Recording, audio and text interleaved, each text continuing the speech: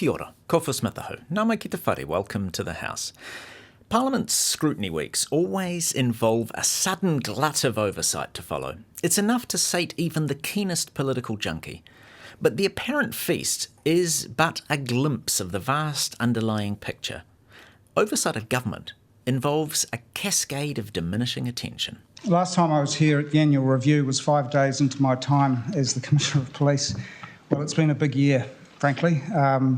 That, like all of the audio in this piece, is from a multi-hour scrutiny hearing into the performance of the police.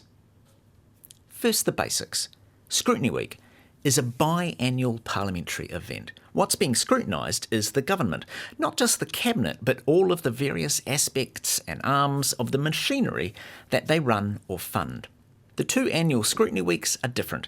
In June, they focus on plans, and December, it's about outcomes. Right, first question from Honourable Ginny Anderson. Thank you very much. Thank you, Commissioner. What work has been carried out by police to mitigate the cost pressures and deliver the 500 new police?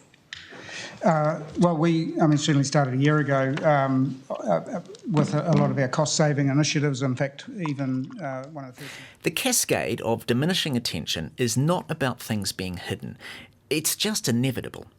There are nearly 40 government departments, and that's a lot all by itself. And then add in 150 or so core Crown entities and something like 2,500 entities or organisations outside central government, but established by statute and often receiving at least some government funding. That is far too many to be scrutinised by our tiny parliament. In reality, scrutiny of the many government entities occurs internally, by entity boards, by ministers, and crucially, by auditors working for the Office of the Auditor General.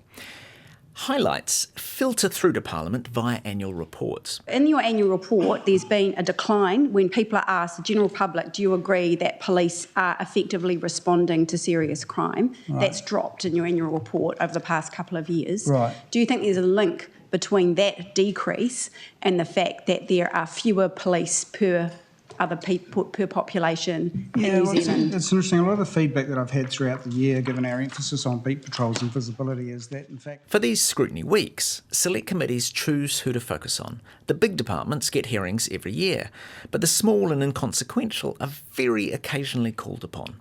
This week, by my count, there are reviews of 88 different ministries, agencies and entities, and each of those has been prepared by questionnaires, and then there's been briefings by auditors and so on. The public hearings range from half an hour through to most of a day. 88 is a huge number of hearings in a week, but it pales a little beside 190 core entities, and then the many others. Of course, some of them are overseen by those that are being reviewed, but unless they're doing something very wrong, they're unlikely to feature.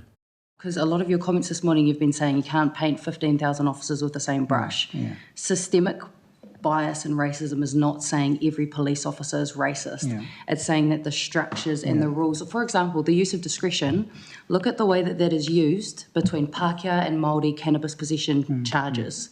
It is disproportionate. Māori in the last year are now more highly charged with possession of cannabis than Pākehā, despite the fact that we are only 15% of the population and Pākehā are the majority. Yeah. So how does that work out? Yeah, how is there such a massive difference in the discharging of discretion, if not systemic racism? I would want to understand beyond just those high-level statistics, to understand the situations that my staff are dealing with and why that is,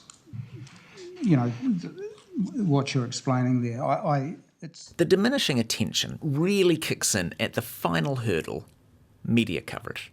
Because how many of those 88 hearings are you likely to read about or hear details on? Realistically, just a handful. There are many fewer journalists, and so the focus is typically on the tried and true, health, education, police, so on, which are always under review.